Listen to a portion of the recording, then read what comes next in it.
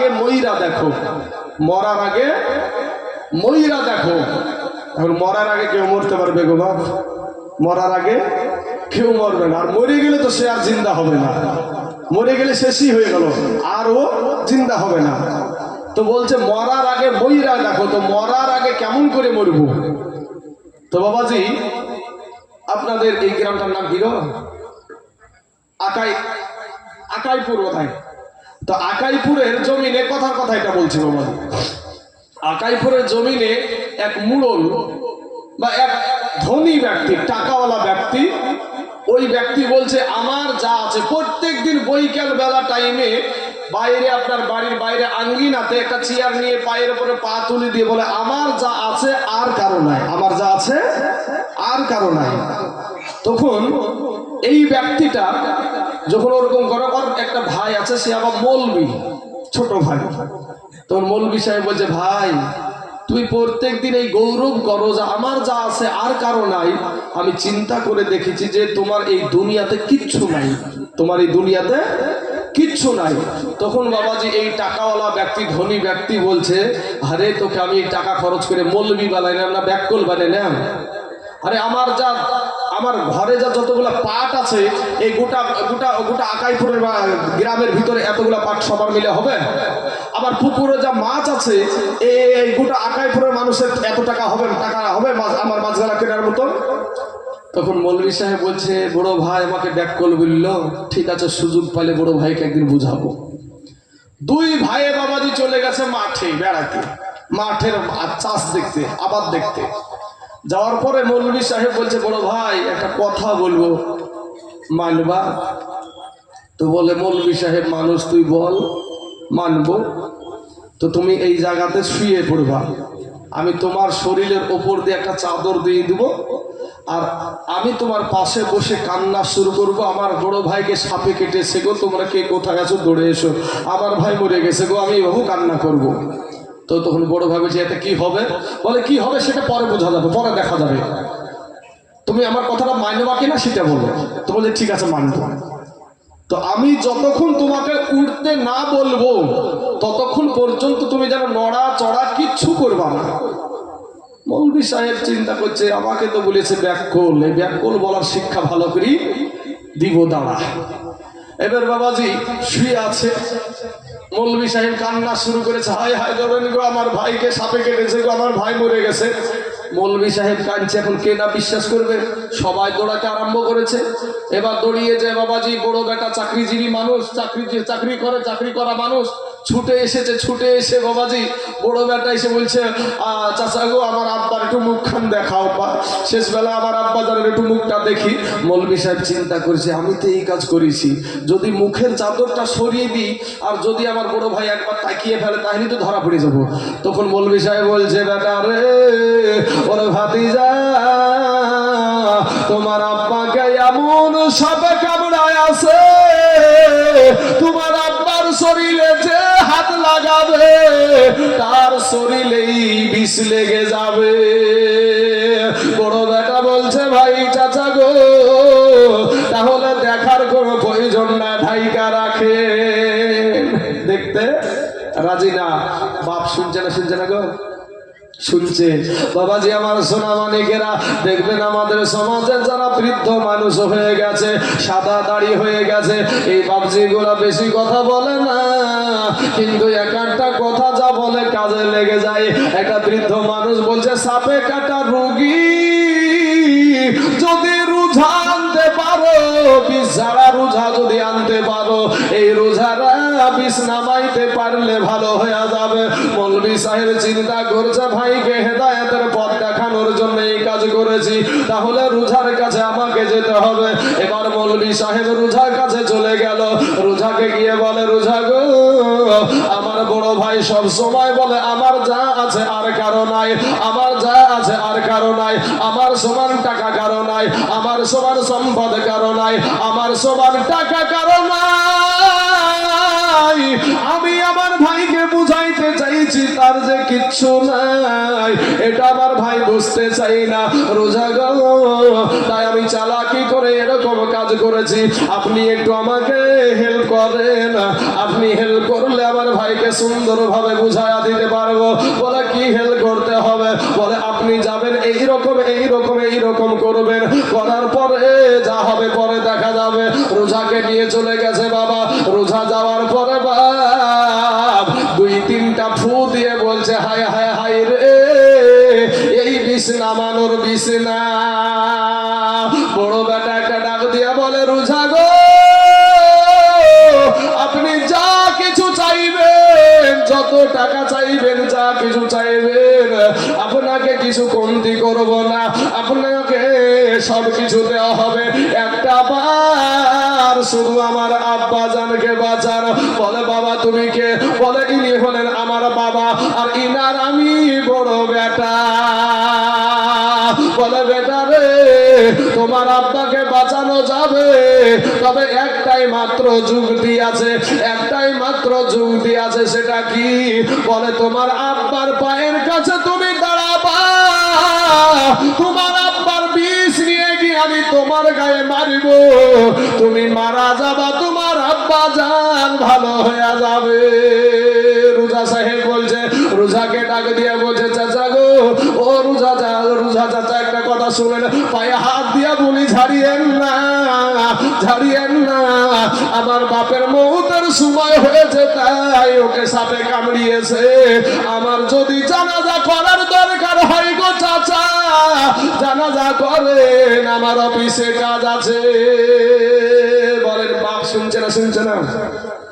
শুধু শুনে না, চোখের পানি গড়তে আরম্ভ করেছে। মৌলবী রে, তুই যে আমাকে এইভাবে বুদ্ধি দিবি আর এইভাবে যে শিক্ষা দিবি আগে বুঝতে পারিনি, আগে বুঝতে পারিনি। বিবি এসে বলছে রোজা গো, আমার স্বামী ছাড়া আমি বাঁচবো না, আমার স্বামীকে ভালো করে দেন, আমার স্বামীকে আপনি একটু ভালো করে দেন। বলে আপনি কে? বলে ওনার আমি হলাম বিবি। এবার ডাক দিয়া বলছেন, আপনি যখন বিবি, আপনার স্বামীর পায়ের কাছে গিয়ে আপনি দাঁড়াবেন, আপনার স্বামীর বিষ নিয়ে গিয়ে আপনার শরীরে মারিব, আপনি মারা যাবেন, আপনার স্বামী ভালো হয়ে যাবে। বিবি তখন ডাক দিয়ে বলছে রোজা ছাড়িয়েন না, ছাড়িয়েন না, ওর মৌতের টাইম হয়ে গেছে, তাই সাপে কামড়িয়েছে। নচেত মৌলবীকে রেখে ওকে কেন সাপে কামড়ালো? আমার যে কদিন হায়াতে আছি, আমি দুনিয়াতে বেঁচে থাকতে চাই। বিবিও রাজি না। অথচ এই বিবি পাইয়া কত গর্ভধারণী মাকে আমরা ঘর থেকে বের করে দিই। কথা বলেন ঠিক না বেঠিক? আজকে বিবিকে নিয়ে কত আনন্দ, কত বাবাজি, কত আমাদের আনন্দ হয় বিবি ছেলে মেয়ে নিয়ে, কিন্তু জনম দুঃখিনী মা, গর্ভধারণী মা, পেটে ধারণী মা, সেই মা জননীর পেট দেখে ভারী হয়ে যায় সন্তান। যুবক রে, এবার রোজা ডাক দিয়ে বলছে মৌলবী সাহেব কেউ তো রাজি হলো না, আর কেউ আছে নাকি? মৌলবী চোখের পানি ছেড়ে দিয়া এটা ডাক দিয়ে বলে রোজা ভাই গো, আর একজন ব্যক্তি আছে, সেটা হলো আমার গর্ভধারণী মা। বলে নিয়ে এসো। বলে আসতে পারবে না, বিছানায় পড়ে গেছে। বলে নিজস্ব লোক যাও, গিয়ে কোলে করে নিয়ে এসো। কোলে করে বাবাজি দৌড়ে এসে মৌলবী সাহেব দেখে মা জননী সন্তানকে সাপে কাটার কথা শুনে মা জননী চোখের পানিতে বাবা বালিশ ভিজায়া ফেলেছে। মৌলবী একটা ডাক দেয়, মা গো, কার কাঁদতে হবে না মা, তোমার সন্তান ভালো হয়ে যাবে মা, তবে শর্ত হলো তোমাকে যেতে হবে মা। মৌলবী সাহেবের মা বলছে বেটা রে, আমাকে তাহলে নিয়ে চলো। এবার যখন নিয়ে যাচ্ছে বাবা, দূর থেকে জনম দুঃখিনী মা একটা ডাক দিয়া বলে রোজা রে, ওরে রোজা, যাস না রে বাপ, যাস না, আমি মা জননী এসেছি। জোরে বলেন সুবহানাল্লাহ। বলেন তো মা রাজি হবে না? হবে না বাপ? মা রাজি হয়ে যাবে। কাছে গিয়ে বলে মা গো, এটা আপনার বড় সন্তান? বলে হ্যাঁ। বলে মা গো, আপনার বেটা ভালো হবে, তবে শর্ত হলো যে আপনার বসবেন, আপনার বেটার বিষ নিয়ে গিয়ে আপনার শরীরে মারব, আপনি মারা যাবেন, আপনার সন্তান ভালো হয়ে যাবে। ওই মা জননী তখন একটা ডাক দিয়া বলছে, রোজাবে যত বিষ আছে আমি মা জননীর কলে যাই দে। রোজা বলছে, মা গো কেউ তো রাজি হলো না গো মা, আপনি কেন রাজি হলেন গো মা? মা জননী বলছে, গো রোজা রে, এটা আমার বড় বেটার রোজা, এটা হলো আমার প্রথম সন্তানের রোজা। এই বেটা যখন পেটে এসেছিল আমি দুটো খেয়ে শান্তি পেয়েছিলাম না, আমি একটু বসে শান্তি পাইনি, আমি একটু শুয়ে শান্তি পাইনি। আজ কার জানি মা কবরে শুয়ে আছে গো আব্বা জান, কার জানি বাপ কবরে শুয়ে আছে রে ভাই, কারা জানি বাপ হারা সন্তান এখানে বসে আছে, কারা জানি মা হারা সন্তান এখানে বসে আছে গো। কতদিন হয় মাকে মা বলে মিষ্টি ডাকটা ডাকতে পাই না, আব্বাকে আব্বা বলে ডাকতে পাই না। যুবক রে, পায়ে হাত দিয়া বলি রে ভাই, জীবনে কোনোদিন মা বাপকে কষ্ট দিও না রে ভাই, কারণ তোমার মা জননী যত কষ্ট করেছে তোমার জন্য পৃথিবীর কেউ করে নাই রে যুবক। যুবক রে, আজকে যাদের মা নাই বাবা নাই, ওই মানুষটাকে জিজ্ঞাসা করবা, চাচা গো কি দাদা গো আপনার মা কেমন ছিল, আপনার আব্বা কেমন ছিল? ওই মানুষটা নিজের বাপের কথা বলতে গিয়া, নিজের মা জননীর কথা বলতে গিয়া বাবার চোখে আর পানি ধরে রাখতে পারবে না। যেদিন বাবাজি সন্তানের বাবা মারা যায়, ওই সন্তানের বাবা মাথার ছাদ উড়াইয়া যায়। সন্তানের যদি বাবা হার হয়েও যদি জমিনে শুয়ে থাকে গো, এরপরও সন্তানের বুকে একটা বড় বল থাকে। কিন্তু যুবক রে, আজকে আপনাদেরকে বলে যাই ভাই, জীবনে কোনোদিন মা বাপকে কষ্ট দিও না রে ভাই, কারণ আমাদের পায়ের নিচে হলো জুতা, আর মা বাবার পায়ের তলে হলো আল্লাহর জান্নাত। জোরে বলেন সুবহানাল্লাহ। কবি বলছেন, ওরে মা দক্ষিণী এই অভাগিনী, এই সন্তানের নয়ন মহাদি গো,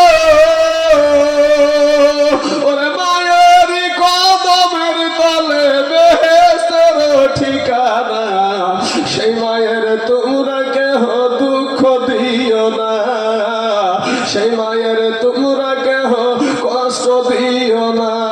যুবক রে, আমি ওই ঘটনাটাও বলবো, কিন্তু বাবা শোনা, ও যুবক ভাই, আজকে তুমি বিদেশে কাজকর্ম করো, বিদেশ থেকে টাকা পাঠাও বিবির অ্যাকাউন্টে রে বাবা।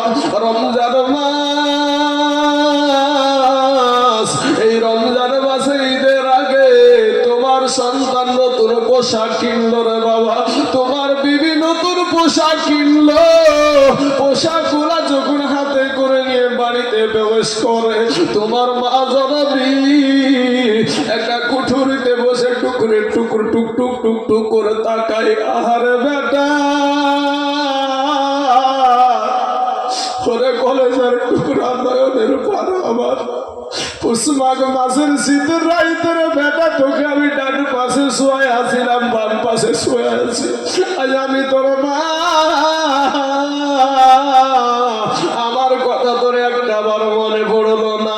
এমন যুবক আছে গো, মাকে মা বলে ডাকে না, এরকম যুবক আছে না নাই বাবা? আছে, সন্তান আছে, ও যুবকের আব্বাকে আব্বা বলে ডাকে না। কিন্তু যুবকরে, যখন তুমি ছোট্ট ছিলে রে ভাই, যখন তুমি ছোট্ট ছেলে, ইন্দিমিন টাইমে বাবা তোমার মা জননীর কাছে দৌড়ে এসে যখন বলেছিল, মা গো পরের বাড়ি অন্যজনের বাড়িতে নতুন পোশাক এনে দিয়েছে মা, আগামীকালকে ঈদের দিন, মা গো আমার জন্য কি একটা নতুন পোশাক দিবা না? মা জননী সন্তানকে মাথায় হাত বুলিয়ে বলে, বেটা রে, তোমার আব্বা গরিব মানুষ, মানুষ, তোমার আব্বার হাতে টাকা নাই। বেটাকে বুঝায়া সুজায়া দূরে সরাইয়া দিয়া স্বামীর কাছে গিয়ে বলে, স্বামী গো, আমার কলেজার টুকরা নয়নের পাড়া, আমার বুকের ধন, আমার এই বাচ্চাটা, আমার বেটাটার জন্য একটা নতুন পোশাক আপনি এনে দেন গো। লোকের বাড়িতে পোশাক আনে, আমার বেটা টুকটুক করে তাকায়, আমি মা হইয়া সহ্য করতে পারবো না। আজ সেই মা জননী বৃদ্ধ হয়ে গেল, আজকে বাপের সাদা দাড়ি হয়ে গেল রে যুবক। আজকে তুমি যুবক ছেলে, তুমি টাকা ইনকাম করো, তোমার টাকাতে দুনিয়া ফুর্তি করছো, কিন্তু তোমার মা বাপের খবর লিলা না। তুমি যতই বড় বক্তা হও না কেন, যতই বড় মৌলবী হও না কেন, যতই বড় মুফতি হোক না কেন, যতই বড় মুহাদ্দিস হোক না কেন, বাবা মক্কা মদিনার ইমাম হইয়াও আল্লাহর জান্নাতে যাওয়া হবে না। জোরে বলেন সুবহানাল্লাহ। তাই বাবাজি আমার সোনা মানিকেরা, আজকে যারা মা হারায়া দিয়েছেন গো, মা বাপের কবরের কাছে যাবেন, একটু মা বাপের জন্য চোখের পানি ছেড়ে দিয়ে কাঁদবেন। কারণ বাবা রে, নিঃস্বার্থ ভাবে যদি কেউ ভালোবাসে, সেটা হইল আমাদের জনম দুঃখিনী মা। এ মুসলমান, ওই মা জননী বলছে, রোজা রে, এটা আমার বড় বেটা, এই বেটা যখন দুনিয়ার জমিনে আসবে, আমি দুটো খেয়ে শান্তি পেয়েছিলাম না, আমি একটু বসে শান্তি পেয়েছিলাম না, আমি একটু শুয়ে শান্তি পেয়েছিলাম না। এই 10 মাস 10 দিন যে কি কষ্ট হয়, এই দুঃখিনী মা ছাড়া কেউ বুঝে না। রোজা রে, এই বেটা যখন প্রসাব হবে, প্রসাব যন্ত্রণা যখন শুরু হয়ে গেল, প্রথম দিনের ব্যথা আমি লজ্জায় কারো সামনে বলতে পেরেছিলাম না। দ্বিতীয় দিনের ব্যথা আমি জিহ্বায় কামড় দিয়েছিলাম, তৃতীয় দিনের ব্যথা আমি বেহুশ হয়ে গিয়েছিলাম। ওরে রোজা রে, আমার শাশুড়ি মা দৌড়াদৌড়ি করেছিল, তোমরা কারা গো, কোথায় গো? দেখো না আমার বৌমার কি হলো। তারা এসে আমার মাথায় পানি দিয়ে জ্ঞান ফিরানোর পরে আমার শাশুড়ি আম্মাকে ডেকে ডেকে বলেছিল, চিন্তার কোনো কারণ নাই, তোমার বৌমা সন্তানের মা হতে চলেছে, তোমার বৌমা সন্তানের মা হতে চলেছে। এ মুসলমান যুবকেরা, ও আমার কানে মারা ভাইয়েরা, ইন দি মিন টাইমে ওই মহিলা বলছে, রোজা রে, আমি সন্তান হওয়ার ব্যথায়, আমি সন্তান হওয়ার যন্ত্রণায় আমি বলেছিলাম, আমাকে দাও গো দাও, আমাকে 10 টাকার বিষ কিনে আইনা দাও, বিষ খায়া জীবন শেষ করে দি, সন্তান হওয়ার ব্যথা সহ্য হয় না।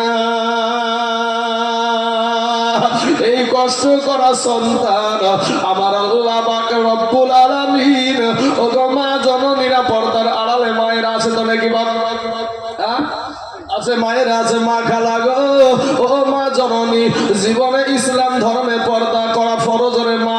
আপনাদেরকে বলবো, মা পর্দা করে দুনিয়া করো রে মা। ওরা মা, তোমার মতন কত মহিলা পাগো 5 ওয়াক্ত নামাজ পড়ে পর্দা করে, এর অভাব নাই, তুমি কেন পারবা না রে মা? ওরে মা, তোমার মতন কত মহিলা সংসারের সমস্ত কাজ করে, কলেজে পড়ে, স্কুলে পড়ে, এরপরেও পর্দা করে চলে, তুমি কেন পারবা না রে মা? অভাব নাই। ও যুবকেরা, তোমার মতন কত যুবক মুনিশ খেটে ভাত খায়, এরপরেও 5 ওয়াক্ত নামাজ পড়ে, অভাব নাই, তুমি কেন পারবা না রে বাবা? তোমার মতন কত যুবক রাস্তায় ড্রাইভারি করে ভাত খায়, এরপরে 5 ওয়াক্ত নামাজ পড়ে, তুমি কেন পারবা না রে বাবা? তোমার মতন কত যুবক স্কুলে পড়ে, কলেজে পড়ে, তারপরে সেভিং ভলেন্টিয়ারের কাজ করে, তারপরে 5 ওয়াক্ত নামাজ পড়ে, তুমি কেন পারবা না রে বাবা?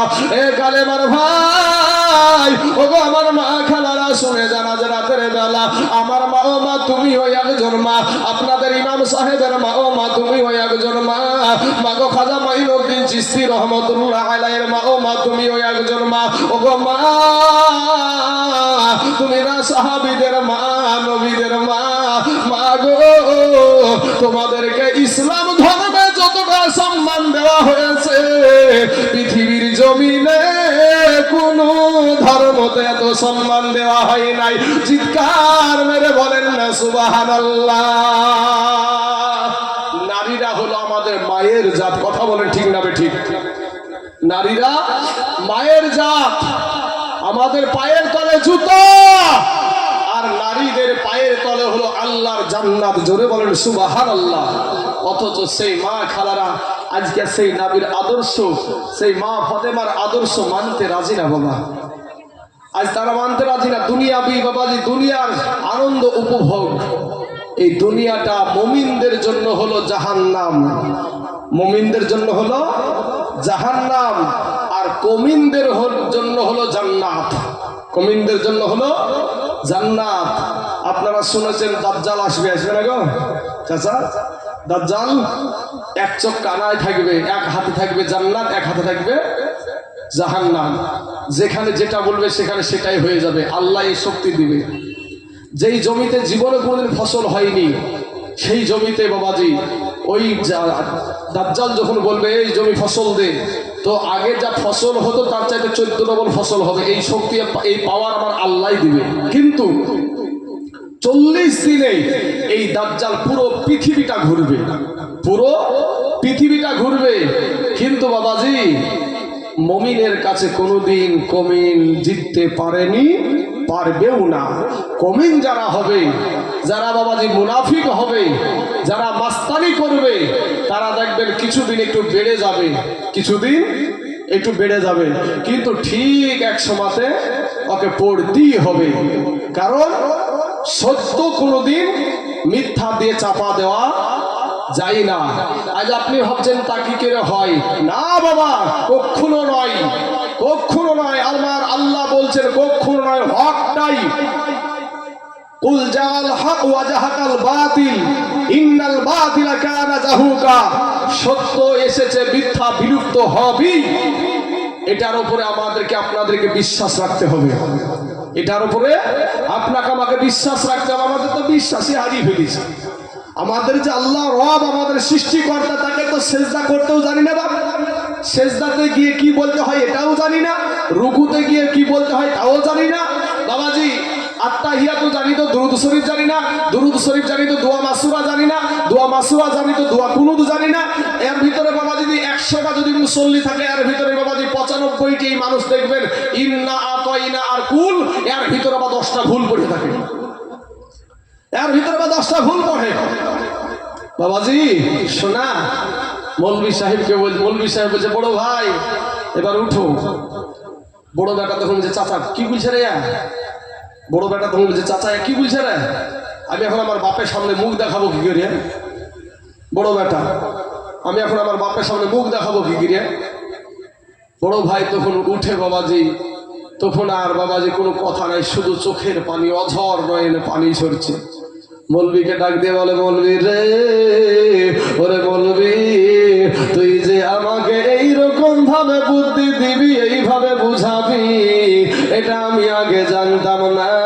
আমার নাই রে নাই, আমার কিচ্ছু নাই। যদি কিছু থাকে সেটা হলো জনম